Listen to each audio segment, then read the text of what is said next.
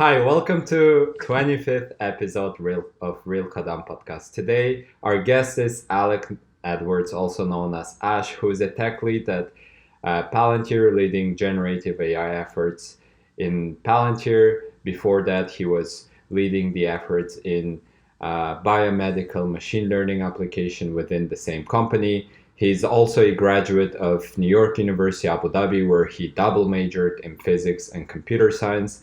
And he's just a good friend of mine with whom I truly enjoy to have conversation.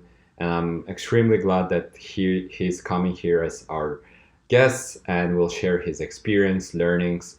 Besides being my friend, he's someone that I truly look up to with the way he approaches the problems, human relationships, and in general, curiosity about life, machine learning, languages, culture, and everything. Welcome, Alex. Oh, thank you so much, no, Piers. Really words warm my heart. I love how you've got the Lex Friedman intro down, man. Like that's so good. Thank you. Yeah, like we actually analyzed Lex Friedman's like introductions, and like the more laugh and the more empathy you put in there, like that would be the most similar to that. So I think Norpis did a good job. He did a fantastic job. Also, like it's one-to-one correlated with the number of times you say truly in the intro. The more times you say truly, the more. Nice. This is a good tip for our listeners. You can use this filler word to make people feel that you're empathetic. All right, Alex. Our podcast is called Real Kadam, which in translation from Kazakhstan means real step, and we're curious to know what has been a integral step in your life or integral consistent steps that you have made in your life to make an Alex that we have right now in front of us. Oh man, I feel like there's like so many ways you could approach that. So I feel like okay, so there are some things that I think probably all of us have, right? Like or even the four of us on this call can almost guarantee it, like wanting to work hard or like having goals and having ambitions and like working toward all of that kind of stuff, like that inner drive, I think obviously is like almost like a baseline. I think different people kind of approach it in different ways. Um, and so I suppose like one of the things I would think that helps me move forward step by step is spending just a lot of time reflecting on things, like reflecting on what exactly is happening right now, like what's going on right now, like what's my life like, what am I doing, how am I spending my days, this kind of stuff. Is that aligned with where I want to be in the future, and kind of having that 5-year plan always, not that it's ever happened, but having that 5-year plan, like, help guiding those directions, I think is probably like a big thing that has just become increasingly important. So for instance, like when it was in high school and trying to decide, to go to NYU Abu Dhabi or not, it's like, how does that fit in with because it's so hard to make those decisions, if you're 17 and you're trying to decide, like, should you spend the next 4 years in Abu Dhabi? It's like it's going to affect you in ways that you literally no one can know, and you especially can't know because you're 17. And I feel like we're in the same positions ourselves, where all of us are thinking about the same things, like, what kind of stuff should I spend more of my time on at work? Like, what kind of projects are more valuable to be on, or going to have more impact, or should this even be where I'm working? Like these kind of things, like we think all the time, and I think you should think all the time about. And I guess having that kind of guiding, it's almost like a star search, like having that guiding force pushing you in a specific direction, even if you don't know what it's going to be. I personally get to that like through reflection. So I think that's a probably big one. When it comes to practical reflection, Alex, I'm curious, especially given how there is a lot of things happening in your life about which we're going to talk, a lot of stuff in your work, a lot of things that you have to finish. How do you actually take a space and time to have that reflection? Do you have some sort of routine, some sort of habits that enable you to do it in the best possible way? Well, one thing is, I think I really will struggle to reflect if I'm going 105%. If I'm like just grinding all the time, my reflection tends to like decrease a lot. That I have a few times where I will often like just think about things, but really I'm thinking about things like all the time, every other hour, thinking about, okay, like how is this fitting into whatever. And there are periods where, that happens more and that happens less. I think if I'm grinding super hard, it happens less. So definitely making sure that there are times when I'm not like, going 100%, times where I'm like giving that space. Because I do think you have to just let your mind, like go forward. That being said, there are definitely a few times where I think I reflect more. One is before sleep, though I really have to be careful with this, you know. Um, like lying down, if you start reflecting too much, then very easy to not fall asleep. The second is a fairly recent one, as of like a few months ago, but it's in the sauna. I find this so good. Sitting in the sauna and reflecting really helps you because it's almost a bit uncomfortable anyway in the sauna. And so it's really fascinating actually. If you're sitting in the sauna, you're already uncomfortable. And then you start thinking about things and you notice that, when you're going down certain thought patterns, your kind of discomfort increases. It's kind of an interesting little, oh, that's interesting that I don't want to think about that. It's like an interesting data point, like that's kind of weird. So I find that's one really helpful time. The other helpful time, for instance, is running. I run on a treadmill at the moment 'cause it's kind of cold and I'm pretty weak. So running on a treadmill and I think like just running on a treadmill, even more so than outside, you can really just like think. And there I find it's much more kind of optimistic. It's much more thinking, okay, what's the maximum dream? Like what's the biggest the biggest future I can think of? And so I find like running, doing that kind of physical activity. It's one of the few times I also listen to music. And that then is where I have my like, my biggest dream reflections, So yeah, lots of different times, but I think you've got to have the space for that. I'll tell you when I'm not reflecting, it's just when I'm, just grinding. Then it's hard to reflect. Makes sense. Makes sense. Yeah, one question I had is that, I think like as you mentioned, reflection is really important, and I'm really getting from that myself too. But what's hard sometimes is to evaluate yourself in some of the subjective situations, like, and you're probably thinking about yourself this way, but others like, and probably in real life it's differently. How do you approach that? Like, because reflection is not always that you can rely on, probably, because some people are maybe more confident because of like wrong reflection, or some people are like in different way because they're vice versa, not thinking really too good about themselves. So do you have this, and like how do you really deal with it? Oh man, I so feel that. Like I really, really think that's such a good point. It's like everything's so subjective. Even the way you're seeing yourself, even the way that especially the way that you're seeing yourself. If like I've just had a crazy good week at work and like done some cool things, then come that weekend, I'll be like, yeah, of course I can. Yeah, no problem. Like no question I can solve that problem. Whereas if it's been a difficult week, I'm like, oh, that's really hard. I just don't know. So I think like that's such your environment and like you said, that kind of misalignment between how you're perceiving yourself and how other people. I don't have a good answer for that. I would love to have a good answer for that because I think that would be crazy helpful. But I think that's just a difficult problem. It's so hard to solve. One thing I do think is, and this is why maybe I think that like just literally duration of reflection period is important, is I do think like you can get a lot out of averages. I'll notice like my perspectives on things really change from morning to evening.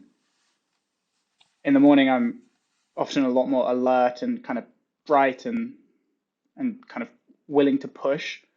And then in the evenings, it's a little bit more like laid back and a little bit, and those are really different mindsets, like that will really affect how you perceive something. And so even then, if you're reflecting them both in the morning and the evening, and you're kind of taking this average, I think like that's a little bit useful. So, but just so reflecting all the time, I guess, is one way to kind of like combat that a little bit. Because then, for instance, like you said, maybe some people have reflected a little bit too much in the wrong direction and now have this like hyperinflated view of themselves. If they reflect a little bit more right after they've just like messed up or something, then that's gonna weight that kind of perception. But honestly, and actually, that's another huge point, I guess, is that I don't do enough probably is external factors. Like a number of times in a piece, has said to me like, oh man, like you got to change this, or you got to think about this or something. And like, that's really valuable, having someone around who knows you well enough to see maybe where your blind spots might be, or even just say like, dude, come on, like do this or think about this, is really, really valuable. Yeah, yeah, and I think then it's like also comes to the point that's really good that you are sharing those moments together between each other, right? So it's like talking about important stuff that you can get a feedback on. Yeah, of course it's difficult though, because with Nurpees, I'm always going to try and impress him, so I'll only tell him the good. Yeah, I guess in general, it's truly valuable to have friends with whom you can actually open up your potentially worse sides, because all of us have the bad sides, but it's so hard, especially after university, and given that we don't work in the same space. I think just reflecting back, even when we were all in London, it was much easier to see each other's growth or like decline in certain aspects of life. But right now, given that we don't have a lot of real life interactions as adults, I guess, having this proactive time where you can speak and share some situations would also be valuable kind of signal to provide feedback in the future, right? But that's also like a huge thing, right? Yeah, go ahead. Or just super quickly on that, like it does mean like, your friend choices or those around you matter so much, because like there is no reason, unless like you have a really good track record, there's no reason why your input is right. So if your friends are kind of having not a bad influence, but if their kind of thoughts don't align with yours and they're actually wrong, can be like so powerful, so dangerous. Yeah. Yeah, and as time goes by, it's harder and harder to potentially identify those, especially given that if you start growing more, you probably would want to hear good stuff about yourself more, right? And it's harder to proactively have people that are able to tell you to step back and reflect on some sides of yours, right? One aspect of your identity and of your life experience is that I was truly shocked to learn when I first met you, is that you have grown up in a lot of different places prior to going to university. Examples of the places include Kazakhstan, Macedonia, and some other countries, which you can share. And I'm in general curious to what extent it shaped you and how experiences as a child, as a teenager, living in different places outside of your motherland, which is UK for you, right, helped you to become who you are, especially given that you came back to the UK and now is living in London. Yeah.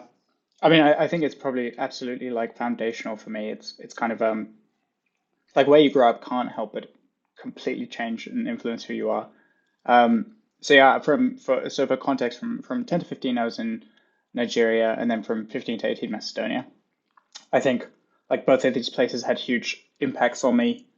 Obviously, we were living in the expat community, and so that's very much like that's a very specific type of community that you're in. Very much a bubble, a lot of privilege swimming around. So there's definitely it's definitely like a particular, like very specific situation to grow up in. That being said, I'm like really, really grateful for it. I really enjoyed it. I think it was really, it definitely like not so much taught some lessons as like this is just the way things are. So like diversity or having diverse groups of people or diverse languages, like these things weren't like things, to be learned. This was just how things were. And so I really liked that. I think that was really, really helpful. Having just people's different perspectives and like really different perspectives, was really, really useful. It also gave me a lot of interest, which I, kind of keep close to day, like things like languages. I find really, really interesting, or generally communication styles. And then I also think the thing is like probably one of the most interesting things is the constants amongst the different places. Like you could always find, people like yourself. I think like Nurpis and I, for instance, like we are in some ways just so similar, which is crazy, you know, given our relative backgrounds. Like this, like it would be hard to find two, like, well, not too hard, but you know, we're pretty different in our backgrounds. But despite that, we're so similar. And so I remember having a similar thing in high school where I met someone and I was like, wow, this person is literally like me. You know, they've grown up their entire life in Macedonia, but they're literally like the same person. How does this happen? So it's like fascinating. And it really makes you realize, like, you know, there are sets of people that are really just spread out all over the place. And, you know, when you bring them together, you know, really fun things can happen. And I think I can't imagine like settling down in a place now. I can't imagine like living in a place for the rest of my life. I think I would always want to move around and like see new countries and see new cultures. And what do you think, having, you know, because you had like, it's kind of funny that, you know, I was moving around a lot and now I'm in the UK and maybe in the UK for a long time. Whereas like you, Nurpis, were in Kazakhstan for a long time and now you've been moving around quite a bit. So what have you found? I think for me it was slightly different in a sense where I spent majority of my teenage years in Kazakhstan. So it's a pretty homogeneous environment compared to the place that we went to for uni. And I think I had certain set of idea of how the world works like, and the language was also really homogeneous. I just used Kazakh or Russian there. But right now, moving to international environment during uni, I think it was still easy for me to adapt, especially given that I was still in the growing phase. I was still a teenager, right? 18-year-old. And I think adapting to international environment was a bit harder, mainly because I didn't really understand a lot of different cultures in the beginning. But essentially, as you said, as time went by, I realized that even if we grew up in completely different places, we are all very similar, right? And fortunately at NYUAD, we were kind of, since the environment was really small, we were forced to talk with each other and like actually learn about other cultures by being friends, right? And I think that was the perfect environment to just understand that like the only way to move forward in the future in international environment is actually looking at people as equals and understanding that all of us are similar, even if we come from different backgrounds, different economic conditions, right? Yeah, so I think, as you said, I'm very grateful to have this diverse experience, especially now, given that I'm just moving abroad now in the US, right? And yeah, I think overall, I also think exposing young people to international environment is the best thing that can happen, because that's the way to bring like international understanding potentially. Because like whenever the environment becomes homogeneous, people become others, right? And like it's easier to kind of alienate them and say that they're different from you, right? But if you grew up with those people, I think it's hard to think in that way. And I'm actually curious, Saddam and Ghalem, because you started living in an international environment when you became slightly older, right? Like after university, coming from Kazakhstan. To what extent have you changed your perception towards, I don't know, international environment at all? I think like when you don't really interact much with like people outside, you know, outside, as you said, homogeneous environment, it's like, you know, in Kazakhstan we live, you really know people. You kind of understand maybe reasoning why they're doing something. And once you're moving outside, like you have this perception initially, probably biased, that people outside like think in different ways, right? Like you're thinking like probably they have different reasons to do any of other actions, etc. But then like you're realizing, I think, like as you mentioned, probably the two of you, that people are the same everywhere, right? So they have similar motives and like similar reasons, similar experiences. And then like when I started to really talk more to people outside from different countries, and like you really realize that we're all just the same. And like because I think like what's really like one example that I can provide is that, for example, jokes, you know, because I really felt like joking is really depends on the country or like on the environment, etc. Like and instead of like you really I would really think that some of jokes are not really maybe understandable everywhere, you know.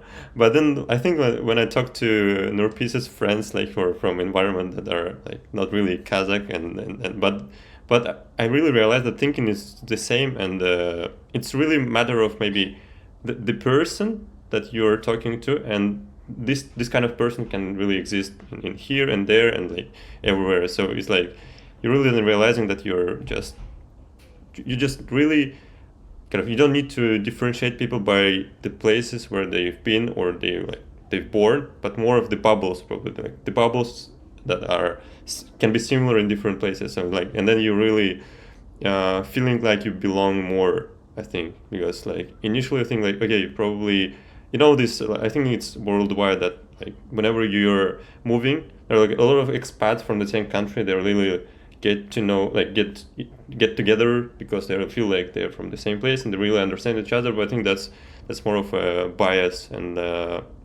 once you're really open to the world, then it's like it's easier to understand that everyone is just the same. So yeah, that's what was for me, I would say. But then it's super interesting with like work, right? Or even with uni, because you're at high school and you choose a friend group and they're kind of similar to you, quite similar often. And then you go to uni and like the density of people who are similar to you like increases just because you've chosen to be there. And then at work now, like at work, there's a lot of people who are very similar in a lot of ways. And I wonder if life is just, just each time you just get more and more similar until you're just condensing. Like, In that case, can we even say that we are in a diverse environment? That's the question. Like we can be diverse culturally, but like opinion-wise, thoughts. I mean, we absolutely aren't, right? Like, there's like Meta Palantir like hires very specific subsets of people. Like that's why they have a hiring process. Yeah, I think I have the same like similar experience that at the beginning you feel like you just don't belong here, but once you once you get to know more about the people outside, like like the the main interactions for me, like with international people, are at work and like at some, for instance, Brazilian jiu-jitsu classes or something.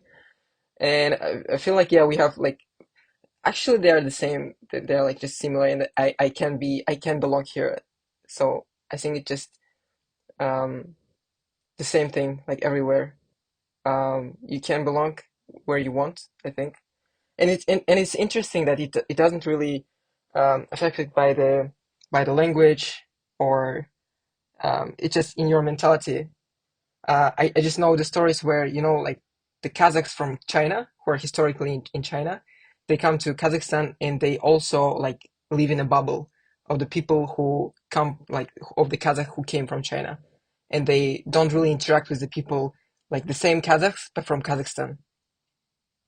And it's kind of interesting that this happens regardless of the language, regardless of the historical, I don't know, the plot. It's interesting. The one interesting thing about Alex, I think, at which point you lived in Kazakhstan and how did it happen? My dad's a diplomat, so we were moving around for his job. And so I think from when I was 6 weeks old to about 2 years, we were in Kazakhstan. So formative years, pretty important years. Unfortunately, not for me, very memorable years because I was two.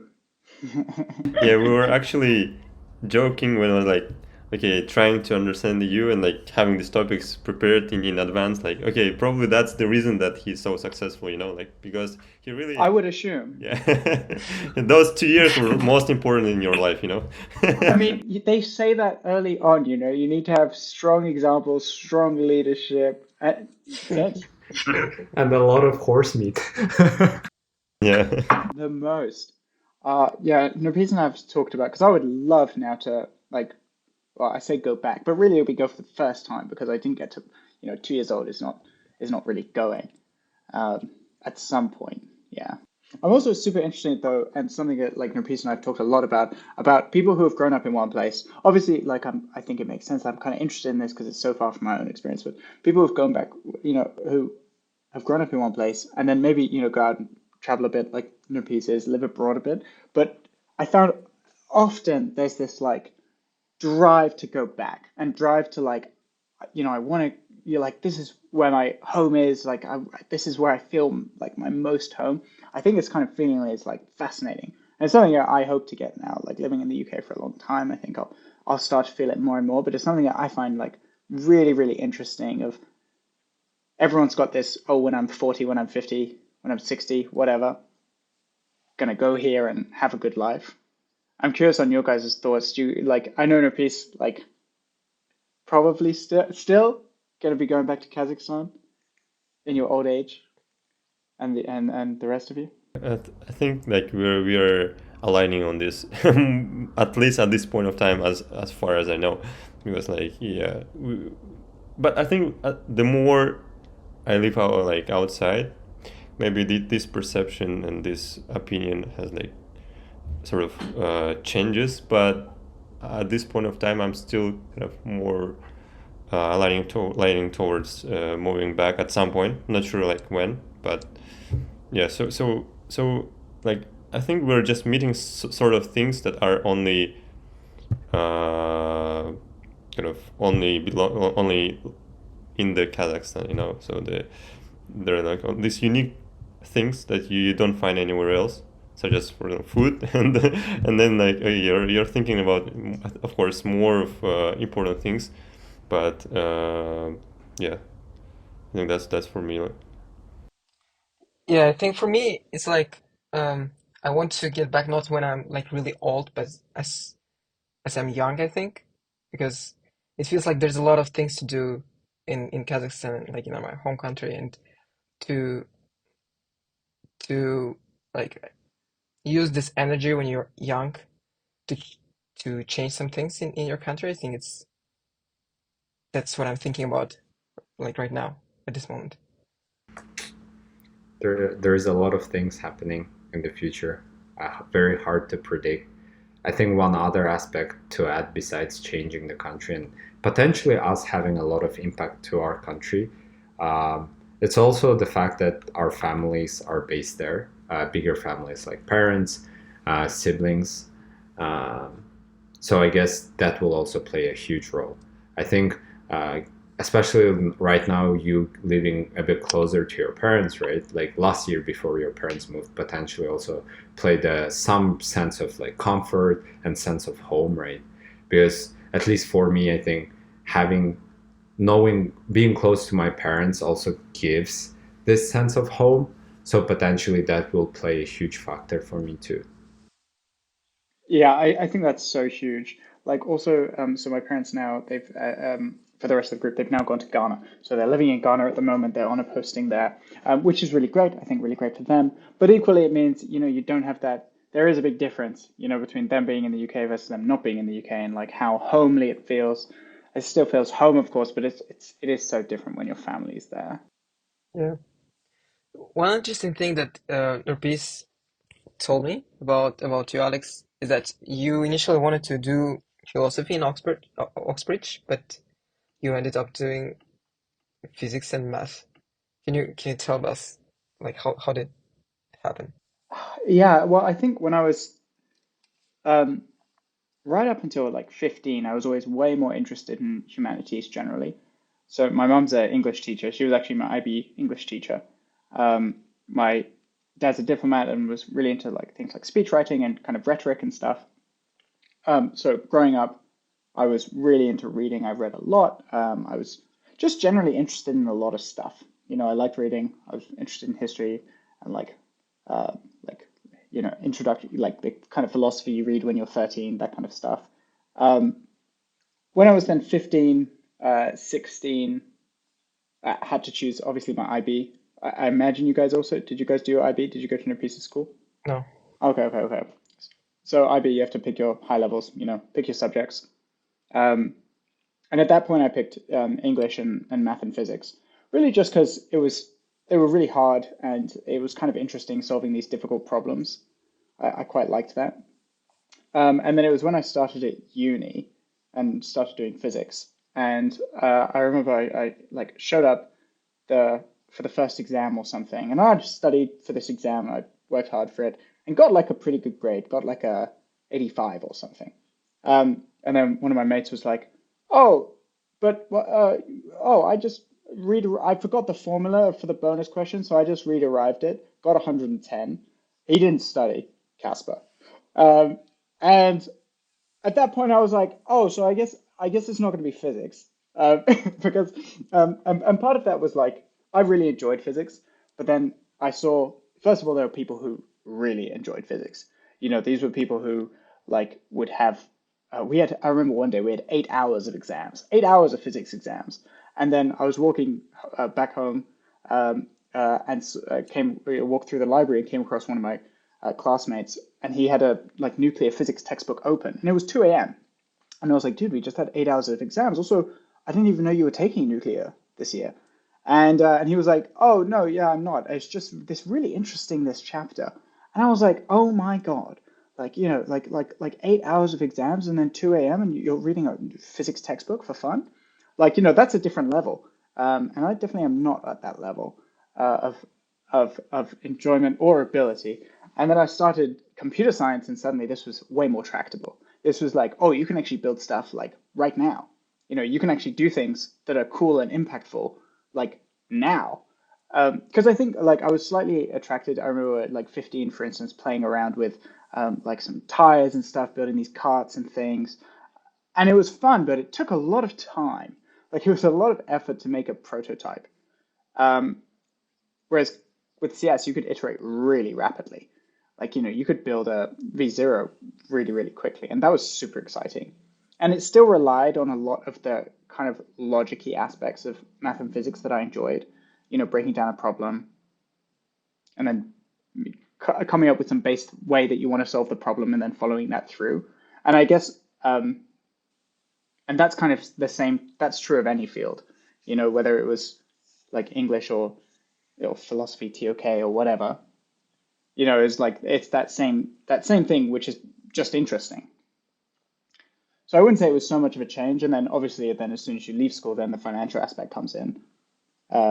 And that obviously has a pressure as well. And so I think it was like a gradual shift, but honestly, I think the base thing was like, this stuff is just interesting. And it's all interesting to some extent because there's a lot of similarities between them.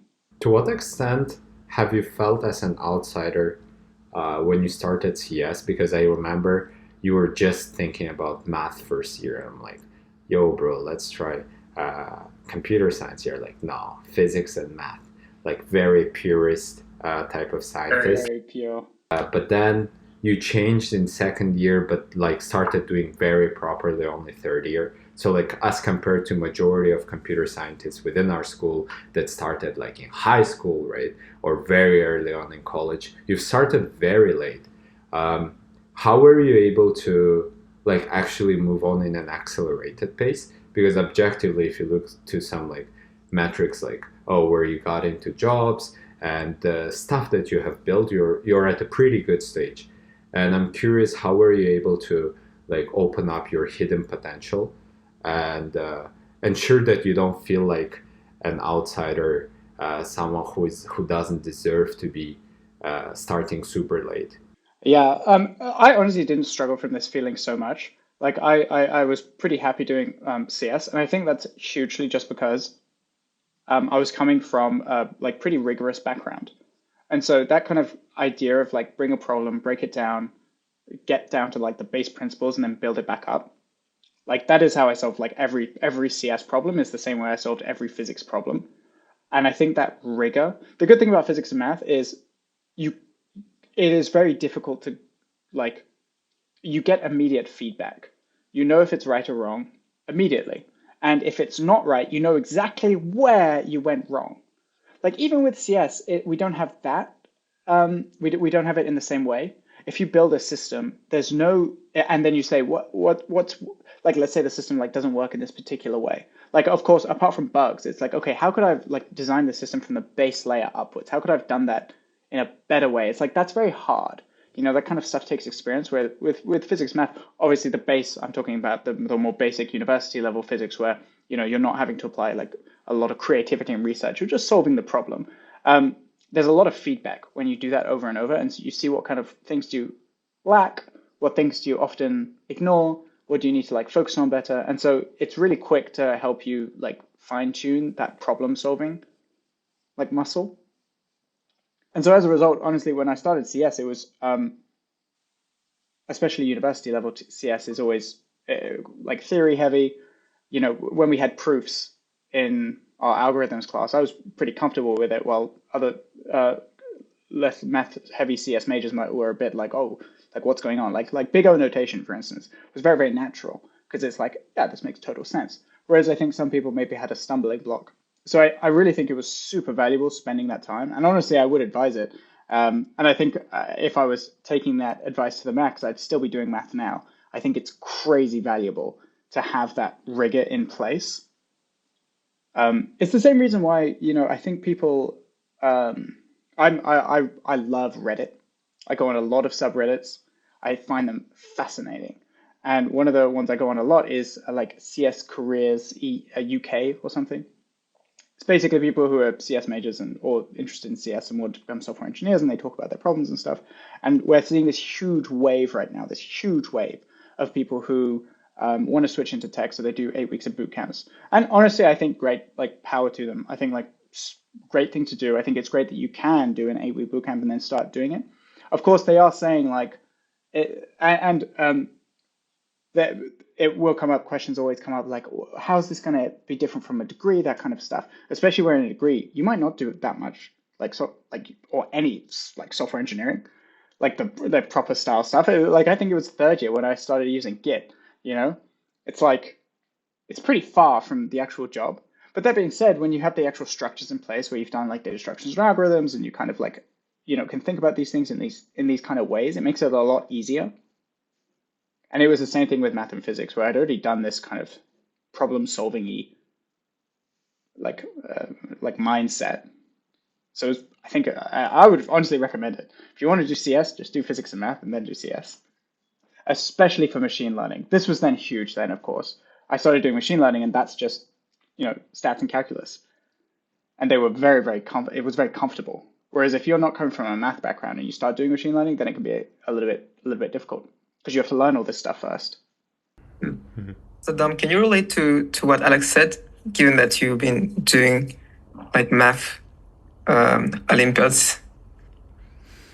Yeah, I would say like for me that was really similar in terms of solving the problem. Yeah, that was like, you know, because I started, like I had an experience with math Olympiads, and then I joined computer science not from the perspective of building software engineering, but from the perspective of Olympiad programming, you know. And so like basically the problems are similar there. Like just in math you need to prove those concepts, you know, but in programming you need to program it. You need to prove it from perspective of the same input and output, you know.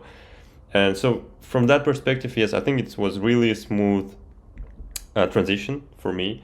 But I think from software engineering perspective, it was a bit different. Like you need to really because like in math Olympiads, you really sort of creativity. You know, you have a creativity because you have a North Star. You know what to do. Now you're like trying to really be creative with ideas, with like approaches, and then try to go deep in, like, you know, with sort of DFS. You know that there is a sort of one edge somewhere, like one point, and then you need to really reach it somewhere, and then you are being creative and having a knowledge that you have to basically do that. But in software engineering, what was different, that you're really, like, the main difference that you're really trying to deal with a lot of unknowns, really, because like you're reading some code, you're trying to imitate that, and like you don't really understand like 80% of that, but you really need to sort of live through unknowns and get the important ones and then make it work. Because like this is a skill of making something work without knowing a lot of concept around. That's what was really different and maybe difficult for me at the beginning, compared to like from mathematics aspect, probably, because you don't really, maybe you have also need to be creative here, but in a different way. So that was different for me, I think. Yeah, and I think right now, I think the question probably to Alex that we discussed how you started computer science, and I think like it makes sense for us the transition that we had. But what's more fascinating is that like you joined Palantir like a year or 2 years ago, but you're already now leading the development of GenAI platform in Palantir, and uh, and so this seems to me like really bigger jump. And can you explain how did you reach this stage of your career in some little amount of time? Yeah, this has also been super interesting, this transition from kind of uni to work. I have really enjoyed work. I actually enjoy it quite a bit more than uni. I really enjoyed uni, to be fair. Um, but work is fascinating now because whereas before, like, the problem might be like you have a P set, you have a problem that you're trying to solve for homework. Now for work, it's like there's so many more variables. It's much more like of an art, so to speak. It's like you said, first you've got to exist just in the tech system, but then that tech system exists within a general like organization, and you need to be talking to the different people across these different teams. And if you want to get something really cool to happen, it's hard. I think Palantir has been a just ridiculously good place to start a career. It's really big on high ownership.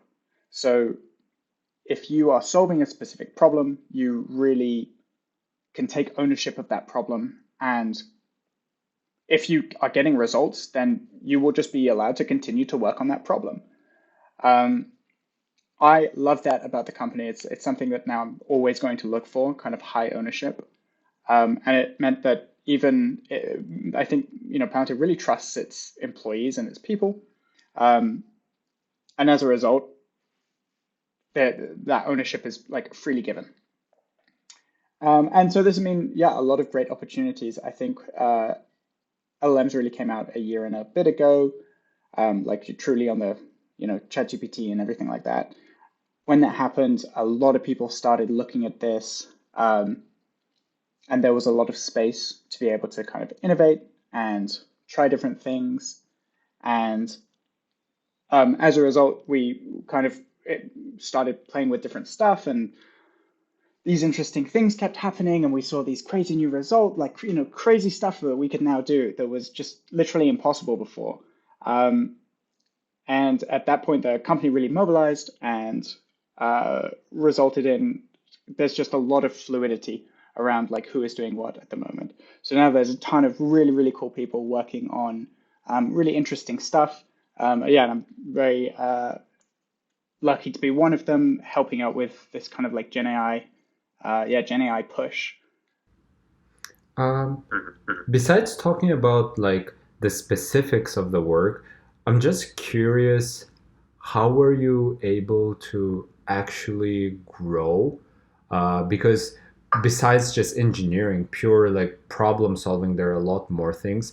And I think it is applicable outside of Palantir. Of course, there is a culture of ownership, but like all of us have friends at Palantir and some other companies like big tech where ownership is also a big deal. But then the rate of growth is usually in 5 years that you start having those responsibilities that you started having last year, essentially, right? And what are some of the patterns that you have learned that you could apply anywhere to gain bigger trust and as a result start leading more impactful projects? I think the biggest one is like pushing for things. Like, you can come, and I myself will have like two kinds of days, like days where I come in and I like do my job and I, do it well. And then other days when, I don't know, the coffee has just hit a little bit extra hard or something like that. And I'm like really switched on and I'm like, push it, And I think it's that kind of pushing that when you really drive something, when you're doing things just because they're really, really cool and you want to push it, that's always been the change. That's always been okay, this is now this new project to work on. And things come and go, like things will flow and like ebb and flow. Sometimes you'll have more responsibility and sometimes you'll have less, and like I think that's just very, very natural. But it's when you're like driving, that's when like the most interesting things happen. And I think that's the approach that I will also continue to take like going forward. Choose something, then just really push it. Like push it like, it's your own, project. Just get results, like get to the results, and people will then have seen like, oh wow, this person is pushing, they're pushing, especially these days where we've got so much new opportunities like LLMs and agents and all of this kind of stuff. It's so new. My friend said this great thing to me this Friday. He said, LLMs are so exciting because for the first time, or not for the first time, but for the first time in a while, there's suddenly a level playing field again. If you're just building with LLMs, pretty much everyone started, or a lot of people will have, like 99% of people will have started a year and a half ago, And so he was like, that's great. Then it's just a matter of, it's like, if you want to become a Java developer, people will have 10 years experience. Like people, you start right, you work for 2 years, people will still have 10 more years experience than you. And it doesn't matter, like you can be a great Java developer. That's absolutely true. And that's so valuable for sure. But even in 2 years, you're still gonna and that's a great thing. It means that, there's wisdom and experience that can be gained from like being a Java developer. It means it's really a great thing to work towards. But it also means that you're not going to be the best for a while. LLMs, that's not the case. The LLMs, I'm specifically talking about, of course, about building with LLMs, not the actual research of which people have been spending 10 years, how many years. But for building things with LLMs, building agentic systems, building like LLM-focused systems, it's really from a year ago. And he was like, yeah, so at this point, it's now just like, great, so outwork me then, like if you want to be better, outwork me. And that's so great. I love that, And so now, especially pushing for things and taking ownership and just build things is pretty critical. Yeah. So I think I got your point about the ownership and about like driving and pushing things. But what I'm curious about is how was the interpersonal communication, or like this aspect of your mentality also helped you? Because like I think we really understood the importance of that when we talked to Anne on our previous episode. So like how did this, I think, like played for you in your case? I'd say pretty large in some aspects. So for my personal development, it's been really, really, really large, which makes so much sense. If you're mates with someone, and they are just more likely to, if you're just sitting down and chatting, they're more likely to, go a little bit deeper, give a little bit better advice. That's very natural. Like with me and Nopis as well. If Nopis like wants to talk about a problem, clear my calendar, let's go. Whereas like if it's just a random person, you're like, well, okay, but like, they're a bounce, which makes sense. And so making sure that, you find these kind of people who can be your mentors in different ways is super, super important. Having them also being like a nice person to work with, just if you come into work in the morning and you've got someone who's like just amazing, but if they're super painful to talk to, or if they're always trying to like get one over on you or something, or like, make themselves look good or something like that, you're just going to not want to hang out with them. Whereas if there's someone who is really good, not as good, but really good, but also really fun to work to, I will 100% of the time work with that person. There are limits, of course. You can't just be crap. But I do think like just being nice to work with is super important. Also because day to day, like I'm spending, most of my day at work. That like there are weeks when I will see like my main teammates more than I see my girlfriend. That's crazy. So at the very least, I want them to be fun to hang around with. And the same has to be true for me, like I can't just be. So I do think it's super important. Be friends with the people that you work with, and like actively have a good time. Make sure that it's fun to work with you. And then people will want to work with you, Makes sense. Alex, one thing that happened in university we took classes called Foundation of Sciences, which included physics, chemistry, and biology. And it was pretty challenging, especially given that we took a lot more classes on top of it. And I clearly remember that majority of us were complaining about biology. And you were just like all the time coming into classes and being like, oh, it's really fun. It's really cool. I'm very curious about it. And the same thing with the job, the way that you describe, right? Like having an ownership and being truly curious. To what extent this curiosity is truly within you to that subject, and to what extent you also trick yourself? Because I feel like the curiosity that you have towards seemingly boring subjects also gives you some sort of strength, right? Like, do you sometimes trick your mind, almost gaslight yourself in a positive way, right? To be interested in things, because even in software engineering there's so many boring aspects. Even I'm sure in generative AI, however much it is hyped, we're going to talk about it a bit more after that. You're so much hyped about it, you're like, it's tremendous, and I can truly feel like true excitement about it, which I think gives you unfair advantage, which gives you extra energy to push harder, right? Even as compared to people with PhD from Oxford and Ivy League schools, right? Like, how do you cultivate this sense of like curiosity? Yeah, I mean, if I am tricking myself, then I almost don't want to think about it too hard because at least it's working then. I so I think it's very really hard to answer. On the one hand, I do think I'm quite lucky in that I just find a lot of stuff interesting. Um, I think maybe a big reason though for finding things interesting is really truly believing that like I can add something of value to using that thing. So for instance, like with physics, like I said, I quickly like kind of not lost interest, but I was definitely less interested after I was like, oh, in order for me to actually like do something with this, I'll really have to like spend 10 years and get a PhD and do a bunch of research on maybe a bunch of boring stuff. And then maybe one day down the line, I'll be able to do something that like affects a small something that, like it suddenly became way less interesting. Whereas like computer science, I could do immediately.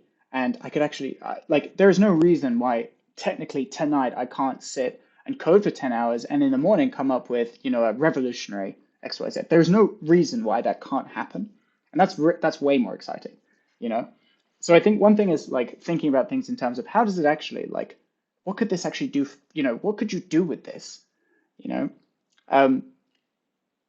so things like philosophy and history and all of this kind of stuff, particularly things like history, which I'm like getting more into now, or like books like sci-fi, I love that kind of stuff because it really could like we could actually get there, like it's actually like it's relevant to choices I might make now.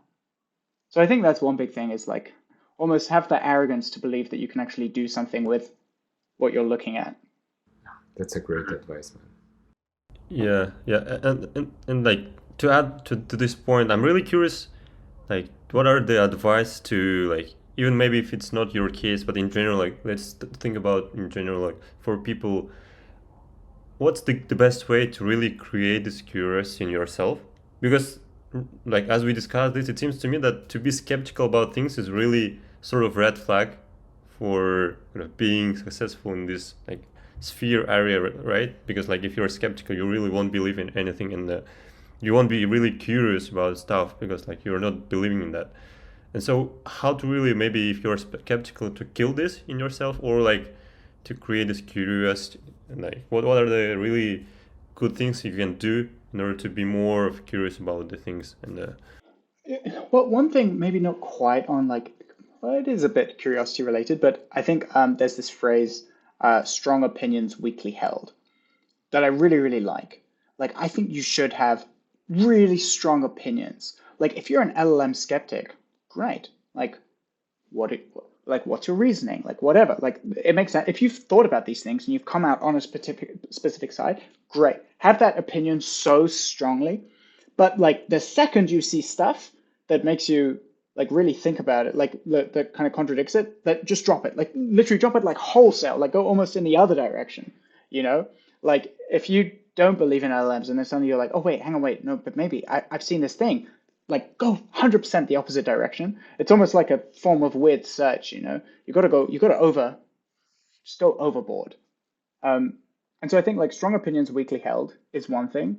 And also, yeah, actually just in general, just go hard, go overboard.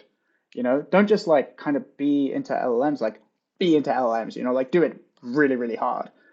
Because that's where the interesting stuff happens, you know, is at the boundary. Is when you're thinking like, what would happen if, you know, like LLMs were applied to something, you know, stupid, like whatever, quiz shows, you know, then it's like, oh, what's going to happen then? So I think that's like another aspect. But also you got to like be able to drop and I have really practiced this, dropping your crap opinions, your opinions that just turn out to be completely baseless and just like useless, you know, just drop them, you know. And it's hard because it means it's very easy then to get a reputation of like, just like, you can't just be doing the what's the latest and greatest and hottest or whatever. And I'm definitely not saying that, but you do need a little bit of like wiggle room, you know. I think we've probably touched it a bit, but I'm really wondering, like talking about growth, right? What 3 things you can mention that you really focused on during your first 2 or 3 years in a company, right? That you mentioned, I know like you mentioned something like driving and really pushing, but like what 3 things that you really can outline and say about? So general, like first 2 or 3 years in a company, like things that you think are useful to do. Yeah. So there are a few things, and actually this is super helpful because I just like went through this exercise a few days ago. So I think there are a few things. First of all, drive. That's what I've just spoken about, taking ownership, blah, blah, blah. That being said, you do have to direct that somewhere. So this goes a bit back to like the 5-year plan thing. Definitely have like a 3, 6, 9 month plan. It might not happen, of course, but like absolutely like take time, like literally write it down, then find a mentor, like someone who's been in the company a few years, validate it with them. Does this 3-month plan make sense? 6-month plan make sense? Whatever. Like have that written down. Then when you start driving for it, ideally that plan, I find it's really helpful to also like choose your niche. Like find a niche, find something that is either at the intersection of 2 fields or something that people like are doing, but it's more like falling in the cracks at the moment. Like this is what I found was really helpful. So in the beginning, when I started doing things like machine learning and biotech or life sciences, happens a lot.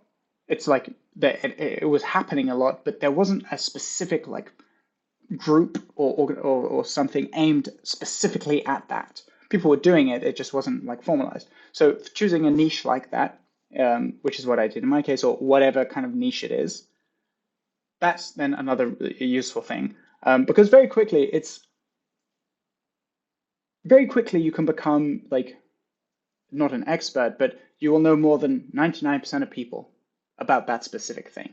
And as soon as you're in that scenario, then it's super interesting because it means you can be seeing the exact same thing as everyone else, but only 1% of them might be able to see this thing.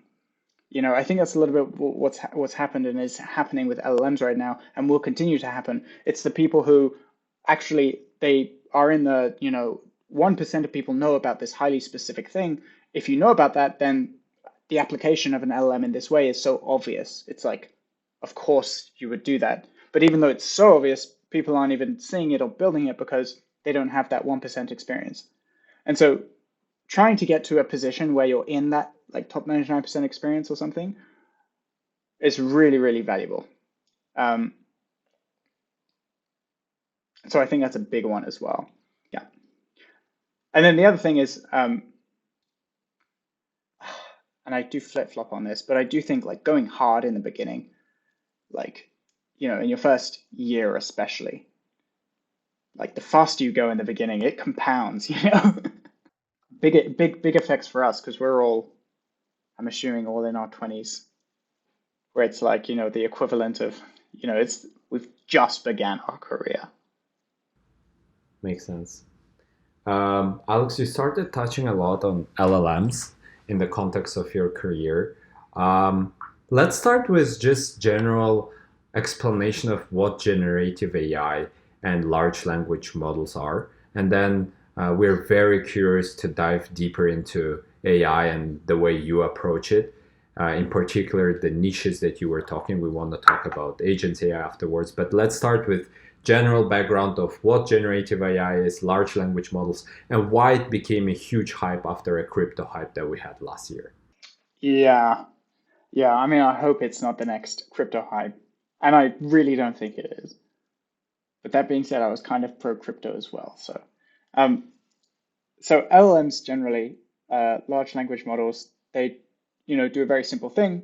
Given some input, they predict the next token or the next word. So you give it a sentence and it will just try and autocomplete the sentence. This kind of style of model has been around for a long time, like 6-7 years. What's really interesting is it was really only with kind of larger models you start getting this strange, like, emergent behavior, which actually makes a lot of sense when you think about it. So things like basic logical reasoning. If you say Nurpies has 1 apple, he then gives it to Ash. How many apples does Nurpies have? It turns out if you've got a little bit of basic logical reasoning, that's way easier to predict what the next word is going to be, 0. It's way easier to predict that. If you can logic and say, oh, so Nurpies, okay, had an apple, he gave the apple. If you kind of had this mental model, then it's trivial. And otherwise, it's literally unknowable. So when you get large enough models and large enough scales of data, these models that just trying to predict the next word start to have these really interesting emergent properties. The one that I think is most interesting is this basic ability to reason. The ability to look at a given problem and suggest a solution, whether that's choosing, like, let's say you're giving it 2 choices and one of them is just more obvious than the other, better than the other, and then being able to choose that is that kind of base level of reasoning. And this is crazy. Like, this is so huge, right? It's like before, if you want to do computation, you really need to strictly define what that computation is going to be. And even for things, traditional ML models, they always had, like, a specific target. It was a classifier. It was regression. It was, doing something very, very highly specific. Suddenly now you've got this form of computation which is like fluid. It's not an algorithm. It's just computation. It's basic. It's like reasoning. So now you've got reasoning, in this tiny little box that you can now treat as a software asset and deploy it the same way you deploy software and build with it, the same way you build with things like memory and storage. You now build with, like, reason, and that's crazy, And so that's, at a base level, that's what LLMs are. And people really don't know, as they scale larger and larger, are these models presumably the model's reasoning capabilities are going to increase. And then at that point, it's like, where's the end? Like, where's the limit? So yeah, I think LLMs, if we, for instance, and the reason why I don't think it's the next crypto already, LLMs are, like, really, really useful. Just that basic building block, being able to build with that means you can build really interesting systems that you could not build before. And then the second thing is, if LLMs then continue to increase, or if the systems that we're building with them continue to increase in power, then at that point we've hit human or superhuman level in so many different things, but we'll continue expanding that up and up and up until we have, like, superhuman levels of reasoning. Once we get there, then it's, like, literally, like, impossible to predict. Like, how do you predict what superhuman reasoning is going to look like? By definition, you can't. So that will be crazy, if and when it comes. Makes sense. We'll talk about what if and when we will talk about, like, benchmarking. But one thing that we're very curious is the specialization that you are working on within LLMs is agents AI.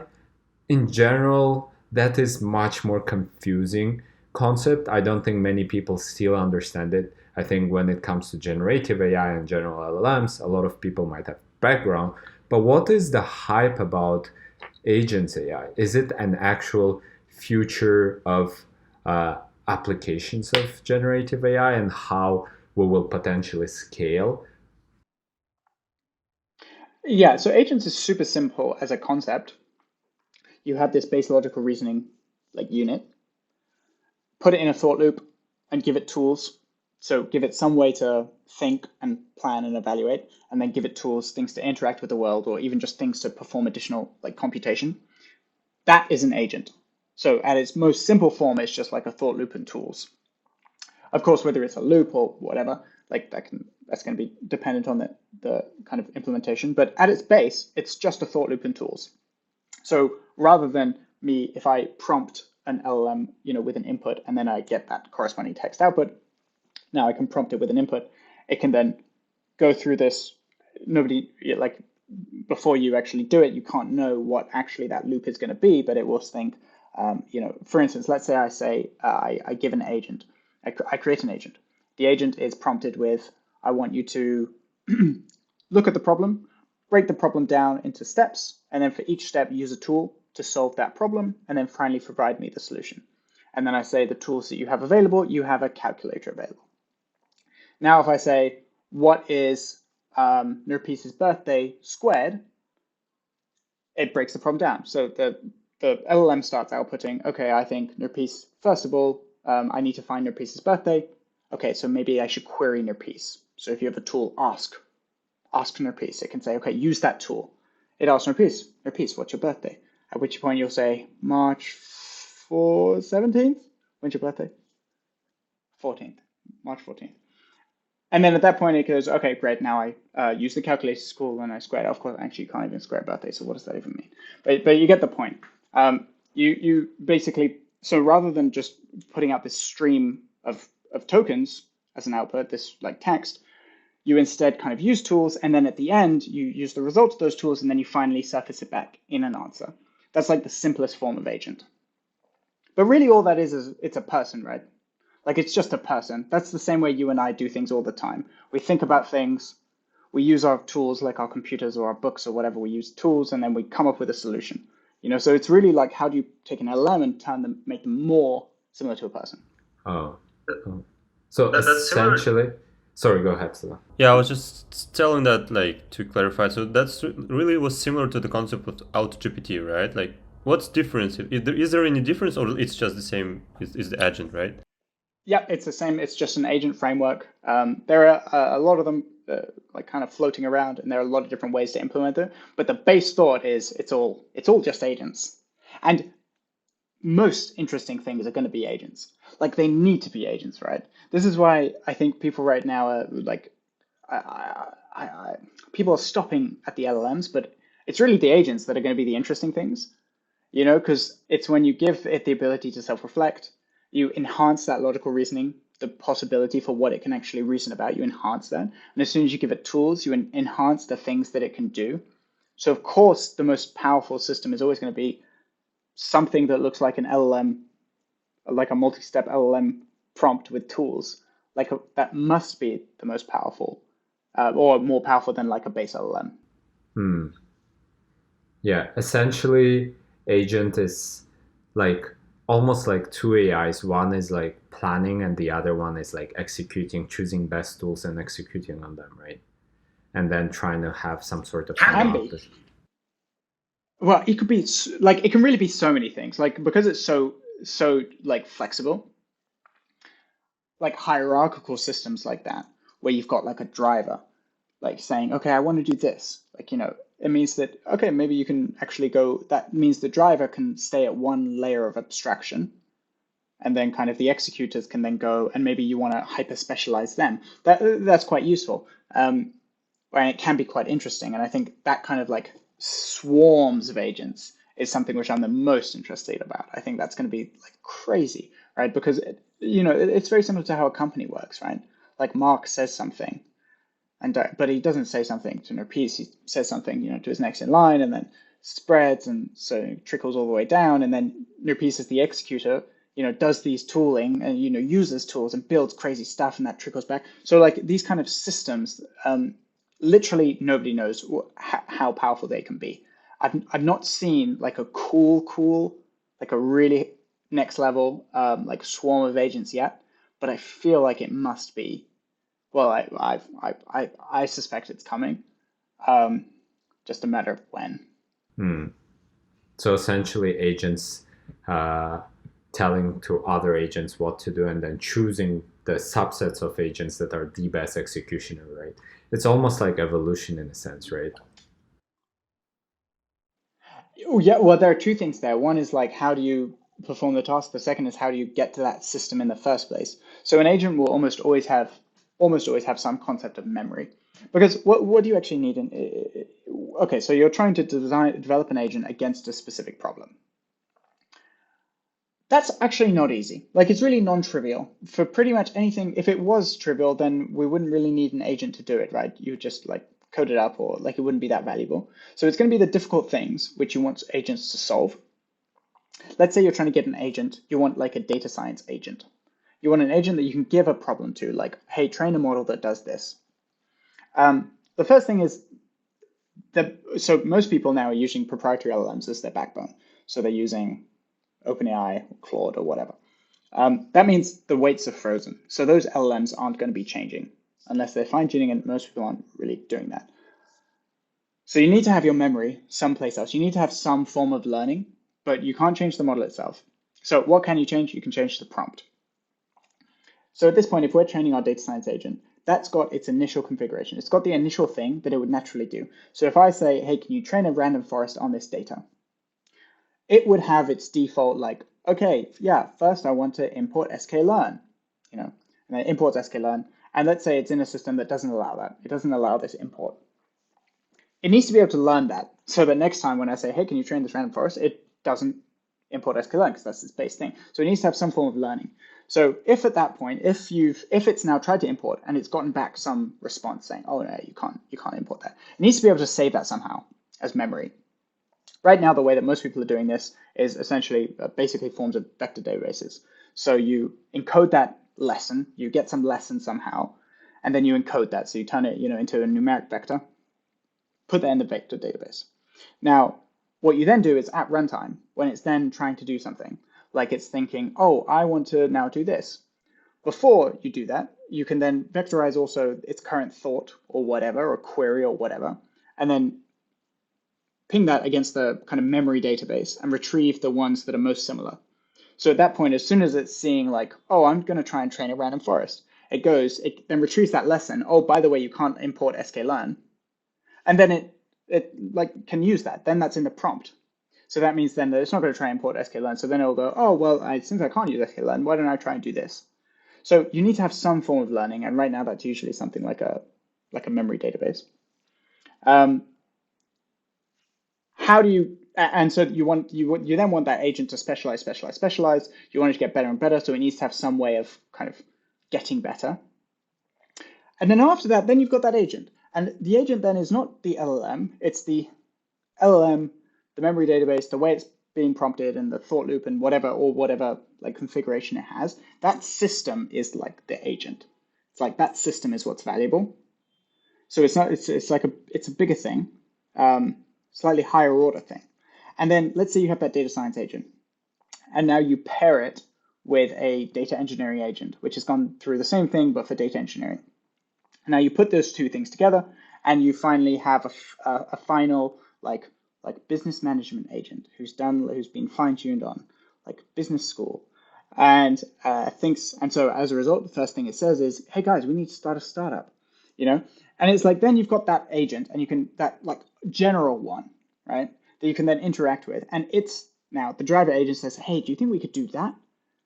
And then the data engineering would go, oh yeah, let me go check, blah, blah, blah. Oh yeah, I can do that. And then, data science agent would then let me try and train the model. Oh yeah, it turns out we have this percentage. Then that general agent, that kind of like the combination of those three, driver, data science, and data engineering agent, that general system is then like one higher level up that you might interact with. So you might say, hey, I'm trying to do this. Is this like kind of feasible? Is this possible? Whatever.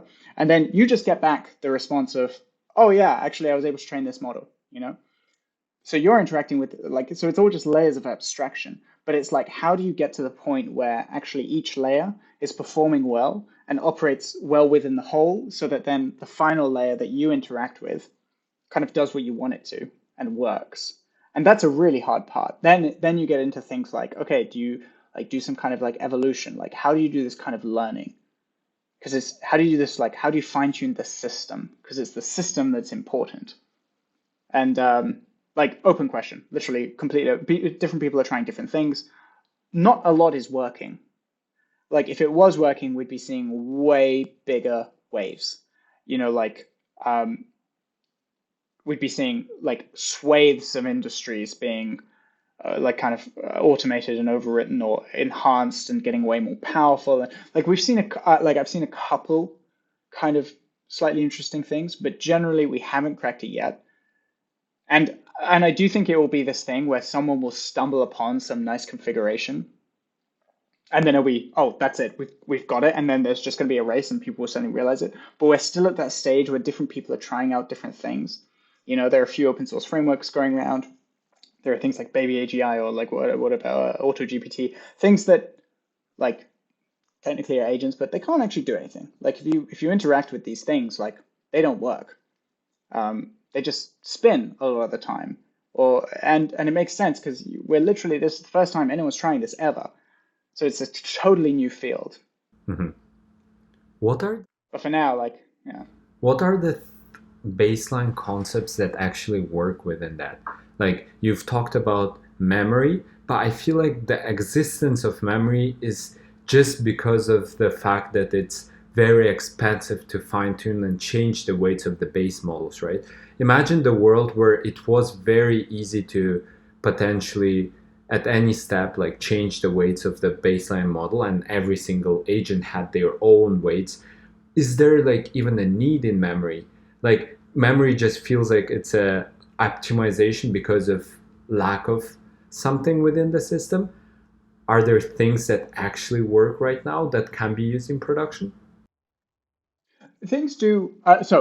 Firstly, I think even if you, and people do have the ability to fine tune models, you would still want some form of memory, just because it's so easy to work with. It's so much easier. It's almost like, would you rather if you're about to if you're about to like edit a React component or something, or if you're like coding React, right? It's like, do you want to spend the first like 2 years like memorizing the React docs, or would you rather kind of like look at your thing, then go back, look at like a reference, then go back and like kind of like it's helpful to have external memory. Like that's just a helpful thing. I have no doubt that like fine tuning or changing the model weights is also going to be really useful. But I think the two things together are like they're just helpful. Like it's like having a database, So that's one thing. On the general. And then you asked, like, what are the general like components of an agent that is applied in the industry? Yeah, so you'll always the first thing is like setting up your, whether it's a loop or a tree or whatever, you set up your the way for the agent to kind of iterate on its own internal state. I think you'll always have that, right? Because you need some way to like refine and edit or even break down a problem. So usually you will pick a specific like framework that you're working with. Like super common one that came out a while ago now is chain of thought. So you basically like just go through this chain of thought. So you've got your like computational, like your brain. Then you've got the tools. So all of the tools that you want the agent to have access to. Of course, one of the biggest tools will always be, I think, interacting with other agents, whether that's like dispatching jobs or even communicating, like whatever. You need some way to like allow agents to interact with each other, which is just a tool. So tools, a subset of which is like interacting with other agents.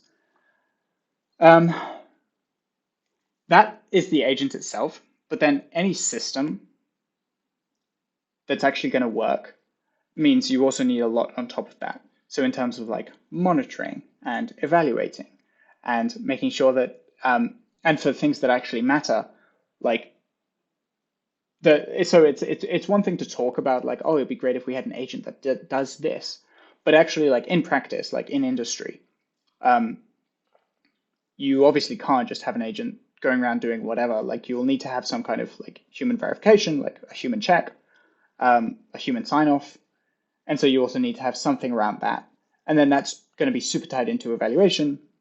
You probably, maybe once you get to like 98% threshold or something, that's great. Actually, you no longer need human check, or like just being like all of this kind of stuff. You're going to need that as well. So yeah, there's definitely a lot you need.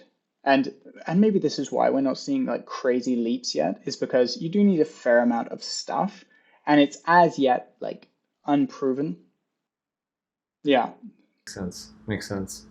Alex, one thing that you mentioned is how your colleague said that it's a place where it's a very fair playing field, right?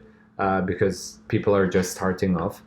And the last time that it happened so far, I think, was with mobile revolution, right? With iOS coming up with their SDKs, and then Android doing the same as a follow-up. And I'm curious to what extent is it similar in the AI, especially given that in the AI, a lot of like applied successes are usually reading paper and putting it into production, right? Like, what are the recipes for successful application of AI, especially given that there is no one unique framework similar to iOS or Android, where you just needed to become really good in using their APIs and apply it in creative way, right? Here it feels like there is way too much like space where you can explore, and a lot of times exploring space also means reading papers and building something from it. So I'm curious, how do you approach this from the perspective of taking stuff from academia and taking some open source stuff? Let's move on to more like practical building of generative AI stuff and agents AI stuff. So there are two things. Like one is if you're trying to build, like if you're reading papers and implementing, that means like, you're really doing that if you want to be like operating at the forefront of ML as opposed to operating at the forefront of software. Like the like people who will build crazy cool things with the software are not necessarily like the researchers, which makes sense, right? It's very much like the engineers versus the physicists or whatever. It's like they're going to do the actual interesting things and take what the really cool researchers have actually created. It's going to be a similar thing. And so your point about, well, if there's just like they just had to get good at using these APIs, I would literally say that's like exactly what it is right now. It's like and it doesn't. So first of all, like it's literally like 3 API calls you might be using for OpenAI or whatever your chosen LLM is, which probably should be OpenAI, because right now GPT-4 is the best.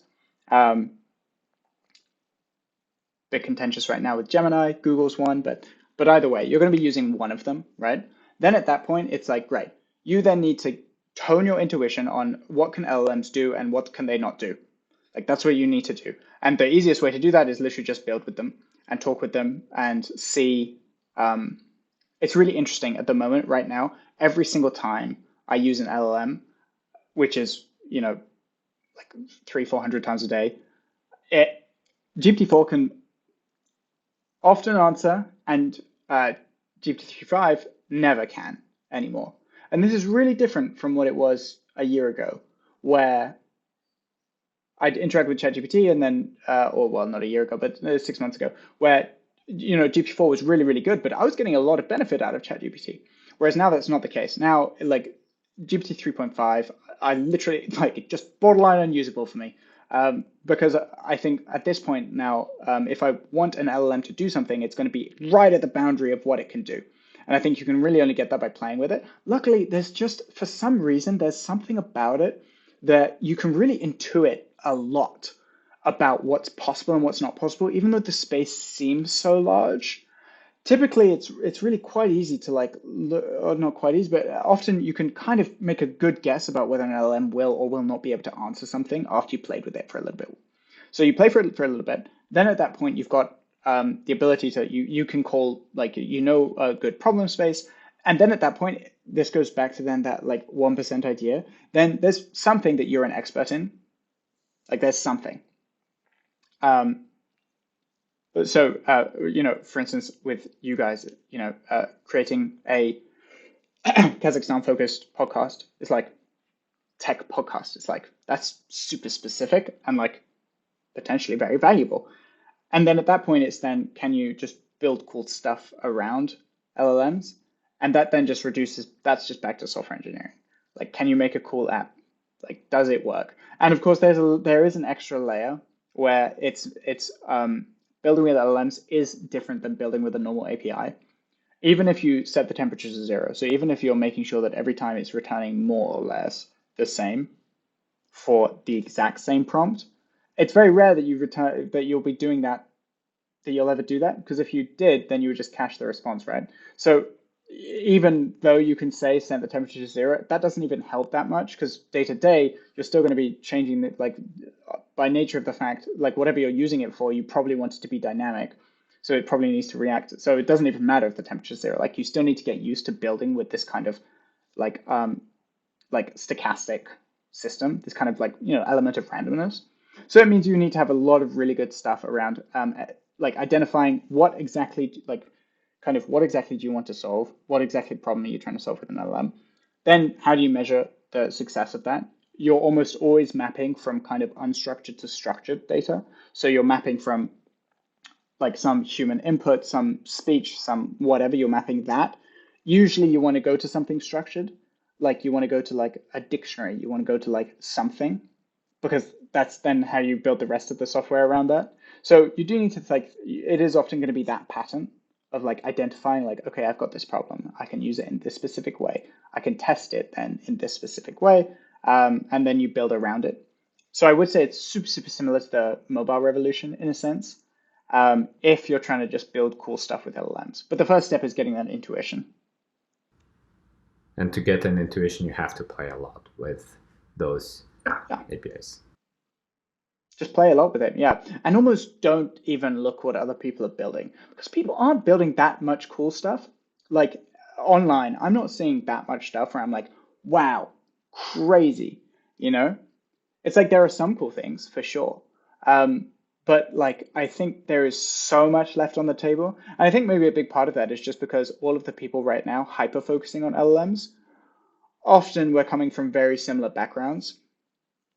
And that means like the best use of LLM I've seen, like the best use I've seen is Copilot, And like, do you guys use Copilot?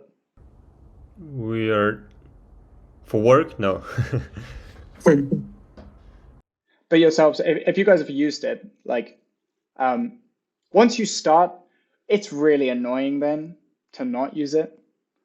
Like it will make me really like think twice. Like, do I need to do it in this place where I like can't use? Like I've really stopped using Jupyter Notebooks. I'm sure there's a way for me to get it on Jupyter Notebooks, but like I've stopped because it's like a hassle to set up. And VS Code, like great. So things like that. That I think that's such a useful tool, because the people who really deeply understood the LLM, they deeply understood the problem that they were trying to solve. It was a really good use case for LLMs. Just random. It could help. One in 4 suggestions helps. And that's enough. Equally, it's not trying to like rewrite code. So I think that's such a good example. But I think they came upon that in like because they really understood LLMs and they really understood writing code, and so they were able to like write things for that. But I think they're going to huge impacts in like in everything, like education, for instance. Education is something where people are doing stuff, like there is stuff going on, but I think there's way more left, and it's just being left on the table right now.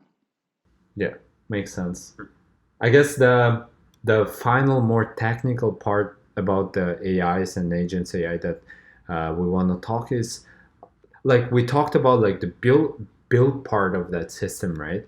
And then there is a huge part of like assessing the intelligence, assessing the output, and benchmarking the AI. There are some frameworks, some papers that came out with like the general AI assistant benchmark or the graduate level Google Proof QA benchmark. There are this kind of academics published, or like this research also comes from like the industry themselves, right? Like Google, Meta.